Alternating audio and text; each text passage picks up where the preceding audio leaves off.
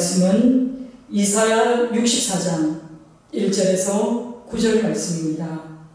주님을 기다립니다 라는 제목으로 하나님 말씀 증거할 때에 하나님의 음성으로 들으시기 바랍니다. 날씨가 많이 추워졌습니다. 겨울이 이제 몸으로 느껴지는 그런 계절을 맞이한 것 같습니다. 강건하십니까? 참 우리 하나님의 이 오묘함에 늘 감동하지 않을 수 없습니다. 사실은 대림절을 맞이하고 또 교회력의 새해를 맞이하면서 어떻게 한 해를 또 준비해야 할까라는 생각을 할 때 우리의 계획이라는 것이 얼마나 부질없고 또 험한 것인가를 알게 될 때가 많이 있습니다. 그럼에도 불구하고 우리 하나님은 때로는요 참 개그에도 능하시다라는 생각이 들 때 그게 뭐냐면 뜻하지 않은 기쁨으로 우리를 예배의 자리에 있게 하신다는 겁니다. 오늘도 우리 사랑하는 고명전사님 예배에 참여해 주셔서 얼마나 큰 힘이 되고 감동인지 모릅니다. 함께 하나님을 예배하는 시간 되기를 소망합니다. 사랑하는 성도 여러분, 오늘은 교회에 따른 기다림의 절기인 대림절 첫 주일입니다. 대림절은 예수 그리스도의 탄생과 재림을 기다리는 범기독교의 절기입니다. 대림절은 예수님께서 탄생하기 전 4주간을 기념해서 드리는데요. 옛날에는 강림절이라고 불렀습니다. 예수님이 오심을 기다리는 절기는 대림절 첫날, 교회력에 따르면 오늘이 새해인 것입니다. 교회력은 예수 그리스도의 탄생과 그의 사역, 죽으심과 부활하심과 승천하심을 알게 하고 그리고 또 다시 오실 그리스도를 통해서 구원의 역사를 일주기 동안 기리는 그리고 재현하는 것이 바로 교회력입니다. 모든 세계교회가 이 교회력을 따라서 성도들이 신앙생활을 함으로써 예수 그리스도의 사역에 우리의 삶이 동참하는 그런 성도의 삶이기를 바라는 마음에 제정한 것이 바로 교회력입니다. 그러나 오늘날 많은 교회들이 교회력을 따라서 예배생활을 하는 교회가 그다지 많지 않다는 것이 많이 아쉽습니다. 그러나 저희 순전한 교회에서는 교회력을 따라서 우리가 신앙생활을 함으로써 예수 그리스도가 우리의 왕되심을 고백하고 우리의 삶 속에서 예수 그리스도가 진정한 나의 주님으로 자리매김하기를 바라는 마음에 우리 교회에게 충실한 예배를 드리고자 합니다. 교회의 예전에서 대림절이 상징하는 색깔은 보라색입니다. 매 주일마다 차례대로 보라색 4가지의 색깔에다가 불을 밝힙니다.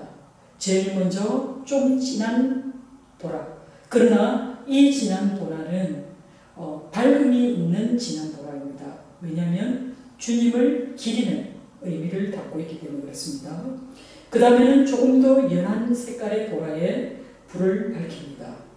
그 다음에는 세 번째는 분홍색 색깔의 초에다가 불을 밝히고 마지막에 흰색의 초에 순서대로 불을 밝힘으로써 허감과도 같은 세상에 큰 빛으로 오실 예수 그리스도의 탄생을 기념하는 절기가 바로 대림절입니다. 그리고 대림절 초를 장식하고 있는 대림환이 있습니다. 이 대림환이 의미하는 것은 시작도 끝도 없는 하나님의 영원한 사랑을 상징하고 있습니다. 사랑하는 성도 여러분, 오늘은 대림절 첫 번째 주일로 저희도 4개의 초 가운데에서 진보라 초에 불을 밝힘으로써 기다림과 소망의 예배를 하나님께 올려드리고자 합니다. 대림절 첫 번째 주일 우리에게 주신 하나님의 말씀은 바벨론 포로기 이후에 예루살렘으로 돌아온 세대들의 삶과 신앙에 대한 말씀입니다. 이 말씀은 그때나 오늘을 살아가는 우리에게도 동일하게 적용되는 말씀입니다. 포로 생활을 통해서 유대 백성들은 하나님의 심판이 어떤 것인지를 경험했습니다. 그리고 진노 중에도 구원의 은총을 베푸시는 하나님은 예레미야 선지자를 통해서 70년이 지나면 너희가 반드시 예루살렘으로 돌아가리라고 약속하신 그 신실한 약속을 지키셨습니다. 이처럼 포로 생활과 포로 귀환이라는 놀라운 역사를 경험한 백성들은 하나님의 구원의 역사가 어떻게 선이 이루어졌는지를 목격한 사람들입니다. 그러나 구원의 감격은 잠깐입니다. 인간의 재성이 얼마나 전방위적으로 우리의 살과 뼛속에 퍼져 있는지를 우리는 심각하게 인식해야 합니다. 예루살렘으로 돌아온 백성들의 구원의 기쁨은 잠시뿐이었고 그들은 또다시 과거의 그들의 조상들처럼 우상을 섬기기에 주저하지 않았습니다. 그리고 불의를 행하고 또 거짓을 일삼는 일에 망설이지 않았습니다. 이스라엘 백성들만 그럴까요? 오늘날 우리는 어떻습니까? 우리 역시 얼마나 자신의 죄에 대해 민감한지 생각해 보아야 할 때입니다. 우리는 각자의 삶 속에서 말할 수 없는 하나님의 은혜를 경험한 사람들입니다. 그러나 우리가 성령의 인도하심을 따르지 않고 본질적으로 악한 우리의 본성을 따라 습관적으로 예사로 죄를 지으며 살아가는 그 나약한 존재가 바로 인간입니다. 이것이 인간의 본질적인 비참함입니다. 죄에서 자유롭고 싶지만 어느새 죄중에 빠진 자신들을 볼 때 우리는 스스로에게 탄식합니다. 그리고 결코 인간은 스스로를 구원해낼 수 없다는 사실을 뼈저리게 때문에 우리의 모든 죄를 대신해 줄 그 구원자가 우리에게 오시지 않느냐. 그 오신 그 구원자를 우리가 나의 주, 나의 하나님으로 받아들이지 못한다면 우리에게는 소망이 없다는 것 또한 우리는 알게 됩니다. 이사야 선지자는 하나님의 백성들이 처한 이 죄의 현실을 자각하면서 하나님께 사죄와 구원의 은총을 강구하는 세 가지 내용을 담은 회개의 단어를 올려드리고 있습니다. 먼저 세상이 얼마나 불의하고 악한지를 고발하고 있습니다. 세상의 불의와 이 악함 때문에 과거에 하나님께서 친히 하늘로부터 내려오셔서 악과 불의한 현실을 심판하셨던 것처럼 이제 역사를 주관하시는 하나님께서 그 놀라운 인재와 권능을 사모하는 자들에게 다시금 두렵고 놀라운 권능을 보여주시기를 간절히 호소하고 있습니다. 사랑하는 성도 여러분, 예나 지금이나 죄악된 현실이 갖는 공통점은 사람들이 하나님의 말씀에 귀를 기울이지 않는다는 것입니다. 하나님은 사랑이시고 공의로우신 분이시기에 우리 하나님은 길이 참으십니다. 그리고 노하기를 들이하시며 또 기다리고 기다리십니다. 이것이 하나님의 사랑입니다. 그러나 하나님은 돌이키지 않는 자는 반드시 심판하실 것이라 경고하셨습니다. 이것이 우리 하나님의 정의입니다. 공의입니다. 하나님의 경고에도 불구하고 사람들이 이 경고를 무시하고 있다는 것이 현실입니다. 입으로는 하나님만을 바라며 살겠노라, 하나님만을 의지하며 살겠노라 말들 하지만 정작 결정적인 순간에 과연 여러분은 하나님을 전적으로 의지하십니까? 눈에 보이지 않는 하나님을 바라며 기도하는 것에 대해 여러분은 얼마나 답답해하고 있습니까?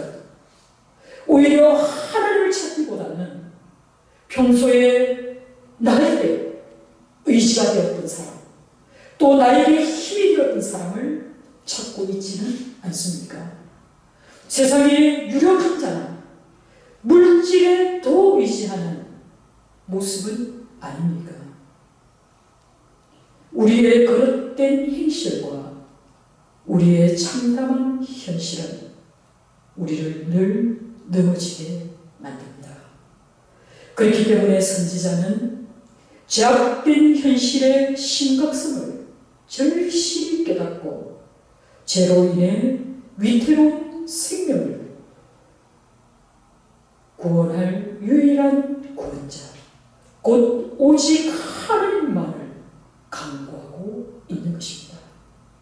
하나님, 이제 제발 멀리 계시지 마시고 어려운 상황에 놓여 있는 당신의 백성들을 바라봐 달라고 애원하고 있습니다. 이제 그만 하늘을 가르고 이 땅에 강림해 주실 것을 간절히 요청하고 있는 것입니다. 이제 습을 사르는 불처럼 물을 끓이는 불같은 능력으로 산들마저 두려움으로 떨게 할 그 하나님의 위엄을 대적들 앞에 보여주실 것을 간절히 호소하고 있는 것입니다. 세상은 그 어느 민족도 알지 못하고 또 들어보지 못했던 그 기적을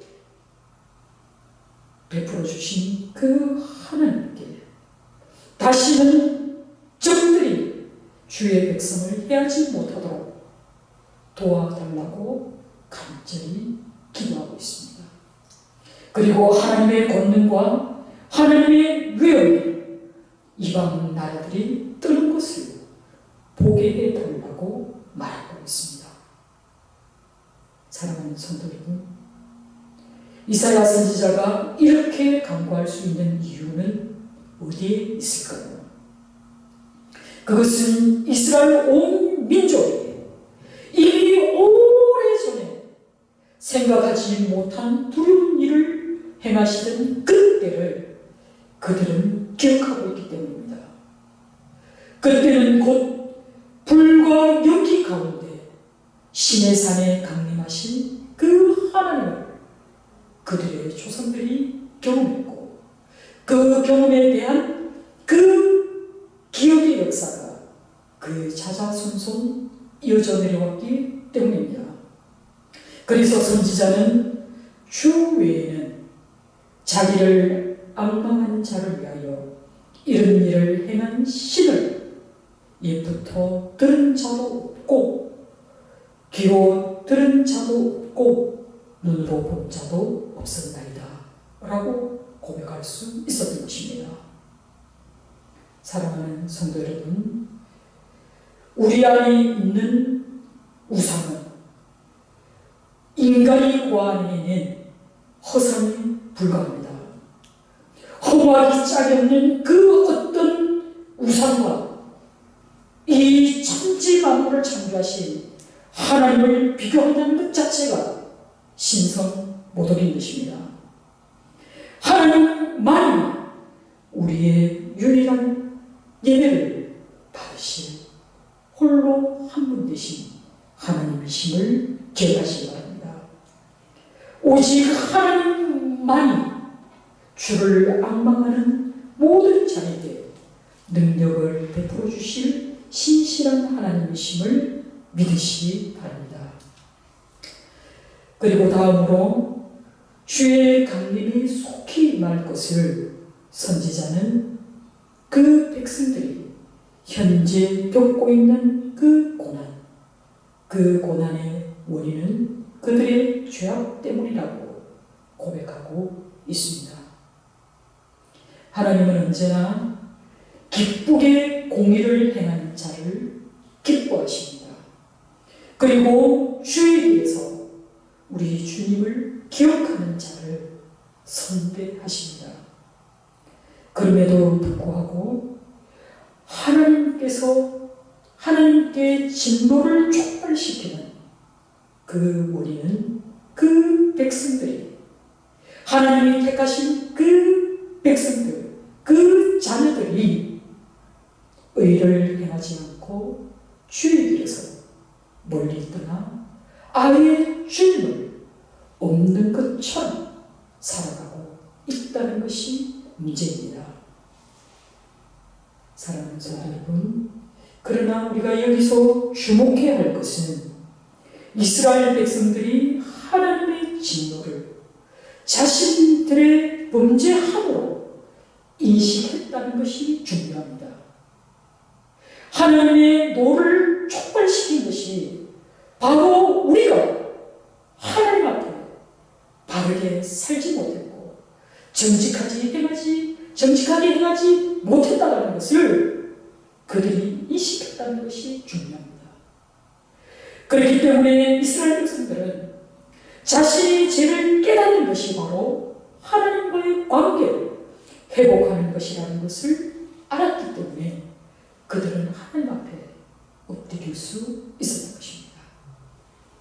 선지자는 죄악 중에 머물러 있는 이스라엘 상태를 보고 무릇 우리가 다 부정한 자 같아서 우리의 의가 다 들어온 옷 같다 라고 고백합니다.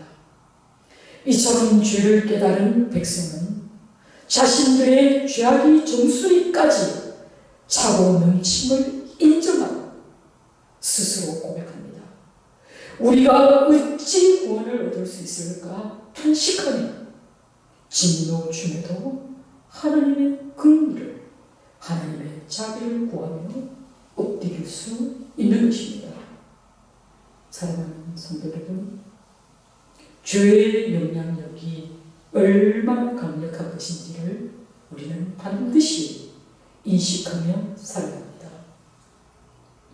6절 하반절에 우리의 죄악이 바람같이 우리를 몰아갈 만큼 우리는 무기력하고 나약한 존재들입니다. 그렇기 때문에 우리를 죄와 사망으로부터 구원해 주신 그 구원자를 우리는 절실하게 간구할 수밖에 없습니다. 여러분, 가장 무서운 적은 죄를 죄로 인식하지 못하고 내 양심이 제대로 작동하지 못할 만큼, 않을 만큼 죄로 인해 내 마음이 화석화된 상태, 그것을 우리가 심히 두려워해야 할 것입니다. 성령의 강력하고도 세밀한 음성에 귀를 기울이지 않는다면 우리는 분별력을 잃고 언제든지 죄성이 잡아당기는 대로 끌려갈 수밖에 없는 그런 존재임을 기억하시기 바랍니다. 그러나 사랑하는 성도 여러분, 우리에게 말로 다 표현할 수 없는 위로는 지금까지 그 어느 누구도 죄가 너무 많다는 이유로 하나님 앞에 용서받지 못한 사람이 하나도 없다는 사실입니다. 우리의 죄가 아무리 차고 넘친다 하더라도 우리가 그 죄를 깊이 뉘우치고 하나님 앞에 우리의 죄를 자복한다면 우리 하나님은 우리를 기쁘게 우리를 받아들여 주시고 용서해 주신다는 사실입니다. 이사야서 1장 18절 말씀에 여호와께서 말씀하시되 오라 우리가 서로 변론하자. 너희의 죄가 주홍 같을지라도 눈같이 희어질 것이요 진홍같이 붉을지라도 양털같이 희게 되리라고 여호와 하나님께서 직접 말씀하셨기에 이 약속의 말씀은 영원합니다. 그리고 요한일서 1장 9절에서 8절 말씀에 만일 우리가 우리의 죄를 자백하면 그는 미쁘시고 의로우사 우리 죄를 사하시며 우리를 모든 불의에서 깨끗하게 하실 것이요 만일 우리가 범죄하지 아니하였다 하면 하나님을 거짓말하는 이로 만드는 것이니 또한 그의 말씀이 우리 속에 있지 아니라 하느니라 하신 말씀처럼 다만 죄를 고백하지 않았기 때문에 오히려 많은 사람들이 구원의 대열에 서지 못할 뿐이라는 것을 또한 기억해야 할 것입니다. 하나님이 이토록 사랑의 하나님이심을 성경은 줄기차게 우리에게 증거하고 있지만 우리의 비참함은 여기에서 그치지 않습니다. 세상을 향한 하나님의 말씀을 대언하는 이 선지자의 깊은 탄식은 예나 지금이나 크게 다를 바 없이 주의 이름을 부르는 자가 없다는 사실입니다. 주의 이름을 부르는 자가 없다는 이 말씀을 다시 해석해보면 진정으로 하나님께 예배하는 자가 없다는 비통함입니다. 오랜 기간 동안 포로 생활에 지친 이스라엘 백성들이 신앙에서 점점 더 멀어지고 그들의 생활이 나태해져서 이제는 하나님께 예배할 생각조차 하지 못하는 그런 무감각한 상태에 놓여 있음을 선지자는 판단하고 있는 것입니다. 사랑하는 성도 여러분, 우리가 정말 두려워해야 할 것은 하나님께서 우리에게 당신의 얼굴을 숨기시는 것입니다. 하나님이 우리를 향하여 얼굴을 드시는 것이 아니라 그의 얼굴을 돌리실 때 우리는 영적 무기력에 빠질 수밖에 없습니다. 영적 무기력의 그 원인은 따지고 보면 이제 하나님께서 우리에게 은혜 부으시기를 거듭하는 뜻입니다. 그 이유는 오롯이 우리의 죄악 때문임을 알아야 합니다. 우리는 영적 침체에 빠지지 않도록, 영적 무기력함에 빠지지 않도록 늘 우리 주 예수 그리스도의 십자가 앞에 우리 스스로를 조명해 보아야 할 것입니다. 그리고 하나님의 얼굴을 구하는 그 기도, 곧 하나님의 은혜만이 우리를 새롭게 할 그 기도를 강구해야 할 것입니다. 그리고 마지막으로 내 안에 있는 불의와 죄악을 깨닫는 자만이 하나님의 주권적인 용서와 구원의 은총에 의지하며 살아갈 수 있다는 것입니다. 사랑하는 성도 여러분, 우리의 신앙생활에 가장 중요한 것은 바로 하나님과 나의 관계를 분명히 아는 것입니다. 그리고 분명한 관계를 설정하는 것이 신앙의 가장 중요한 기본입니다. 8절에 언급된 말씀처럼 첫째로 하나님이 나의 아버지시기에 아버지의 사랑의 힘이고 우리는 기도할 수 있다는 것입니다. 하나님을 나의 아버지라고 부를 수 있는 것은 하나님의 자녀들만이 누린 특권이자 최대의 축복입니다. 그렇지만 또 우리가 반드시 기억해야 할 것은 우리는 지명이라는 사실입니다. 그리고 하나님은 토기 장인이심을 분명히 인식해야 합니다. 창조주 하나님께서 흙으로 빚은 존재가 우리 자신임을 인정하는 것, 곧 내 삶의 진정한 주인은 바로 나를 지으신 하나님이심을 인정하는 이것이 우리의 신앙생활에 얼마나 중요한 것인지를 반드시 인식해야 합니다.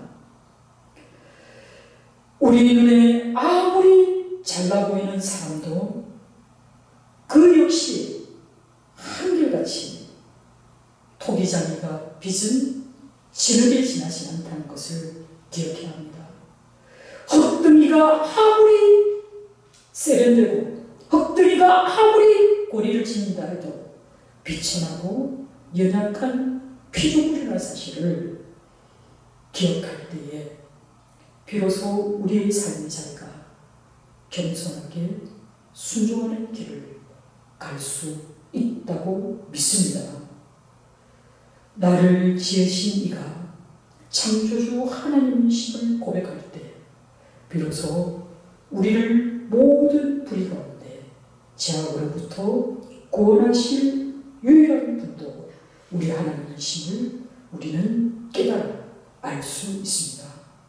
그렇기 때문에 이사야 선지자는 9절 말씀을 통해서 여호와여 너무 분노하지 마시오며 죄악을 영원히 기억하지 마시옵소서. 고아오니 보시옵소서. 보시옵소서.